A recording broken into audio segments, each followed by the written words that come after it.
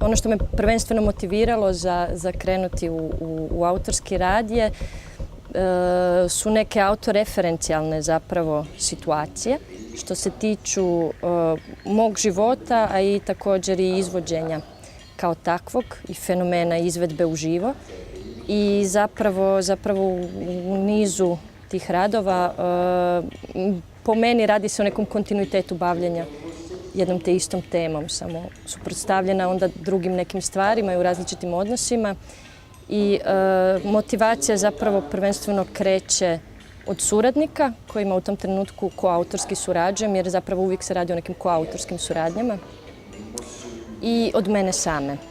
I užasno je drsko uzeti u usta citat velike Pine, ali njezin citat je: ne zanima me kako se ljudi kreću, nego što ih pokreće. Mislim da za mene je on vrlo značajan.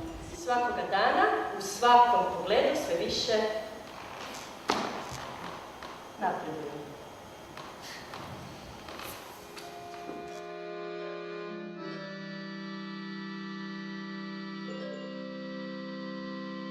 Za mene je tijelo neodvojivo od osobe.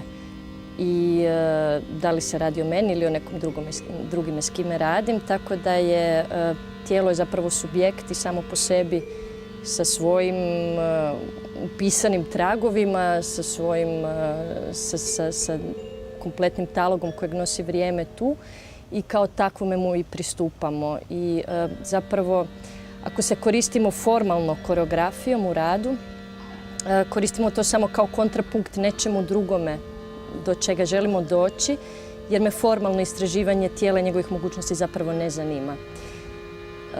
Što je možda kontradiktorno tome da se koristimo na neki način i virtuoznošću tijela, ali onda na taj neki autoreferencijalni način zašto je to tijelo virtuozno i što to zapravo znači. I često se dolazi onda do situacije isto i autoironije na neki način, iako to nije svrha samo sebi, ali dođemo do toga, da.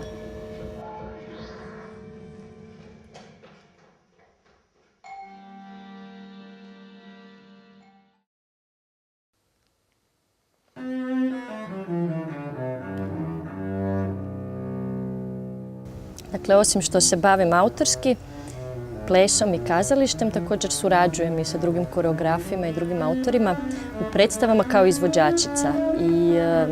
I dalje to radim i dalje ću to činiti. Zbog toga što prvenstveno, kao što u autorskom radu, kad surađujem s drugim ljudima, prvenstveno me zanimaju ljudi, također me zanimaju drugi ljudi kao autori. I rado sudjelujem u stvaranju nečije tuđe estetike i dajem svoj dio tome. I naravno, kad se čovjek počne autorski jednom trenutku baviti bilo čime, pretpostavljam da je to tako,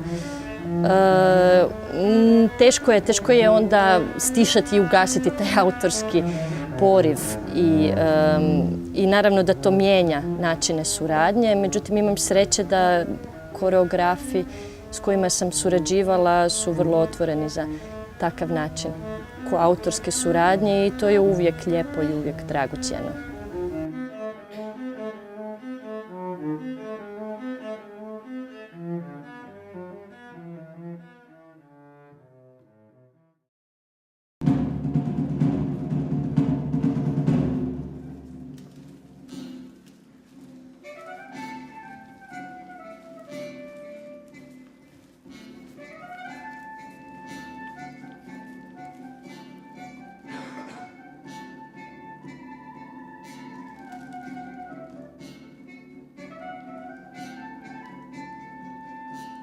Dakle, predstavu Ovo nije moja šuma krenuli smo, ideja za predstavu rodila se 2009. godine i konkretni okidač je bio smrt Pine Bausch, koja je po meni, za mene osobno, a smatram i za razvoj, danji razvoj kazališta i plesa u Europi bila i šire bila najznačajnija figura.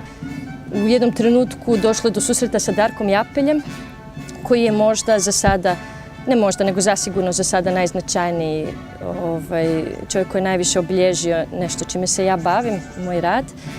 I zbog toga što smo se Našli smo se zajedno na istoj liniji oko nekih bitnih pitanja, čime se zapravo želimo baviti, što želimo da naš rad komunicira sa scene.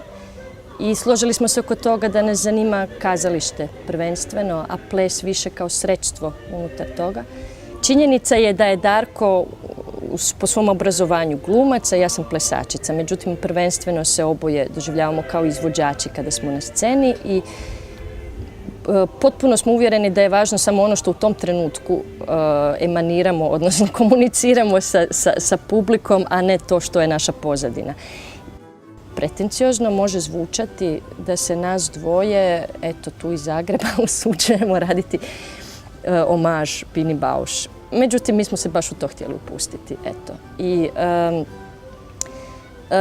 kad smo se onda krenuli baviti njome, došli smo zapravo do zaključka da, zapravo došli smo do teme autoriteta, jer je ona bila veliki i dalje je veliki neupitni autoritet, i došli smo do teme koje su naše osobne pine, koje su to osobe, odnosno prvenstveno žene, koje su obilježile naše živote i naše umjetničke puteve. Tako da zapravo predstava na kraju, iako ona u ishodištu i zapravo je posveta njoj, ona je predstava o nama i o nekim našim osobnim stvarima. I u toj predstavi, dakle, počeli smo surađivati i sa Natašom.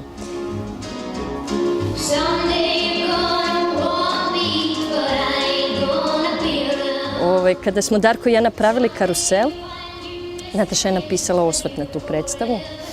Imala je mnogo zamjerki i pohvala, ali i zamjerki. I na kraju teksta napisala je kako daje dozvolu izvođačima da konačno promucaju neku svoju vlastitu rečenicu i odustanu od neprestanih citata. Ako je rekla da nam daje dozvolu, možda bi bilo zanimljivo da nam tu dozvolu da konkretno u procesu.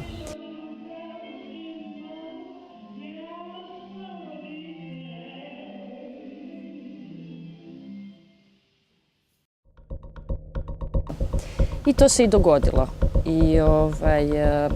I to je bilo jedno sjajno intenzivno iskustvo, evo šta reći. Formalno je to predstava koja je podijeljena u 2 dijela, u kojoj smo se, to je također slojeviti su razlozi zašto je to tako, između ostalog i zato jer je Pina uvela performans u plesne predstave kao praksu i zato jer se bavila i operom i kao formom i kao sadržajem. Tako da smo mi prvi dio naše predstave nazvali opera i tu ide predstava teče podložena Monteverdijevim Orfeom. A drugi dio predstave nazivamo performans i tu se ponavlja zapravo igramo se također i sjećanjima na prvi dio, te se mnoge stvari iz prvog dijela ponavljaju kroz drugi ključ i zapravo predstava funkcionira samo kao cjelina ta 2 dijela jer se igra sjećanjem publike dok gleda drugi dio, na prvi dio.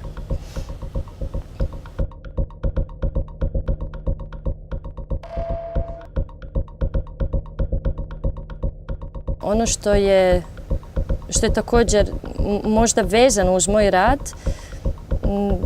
indirektnije je moj pedagoški rad, jer ja se zapravo već godinama isto tako bavim i plesnom pedagogijom i trenutno sam nastavnica baleta u Umjetničkoj školi Franje Lučića u Velikoj Gorici. I bez obzira što predajem tamo jedan čisto tehnički predmet, to je sve vrlo blisko povezano i jednostavno ta pozicija odgovornosti, odnosno filtera, odnosno selekcije na koji način se mladim ljudima prenosi znanje o tijelu, o plesu, mislim da je sigurno isto tako pod utjecajem svega što sam ja prošla i još ću proći u ovim nizu godina kojim se time bavim.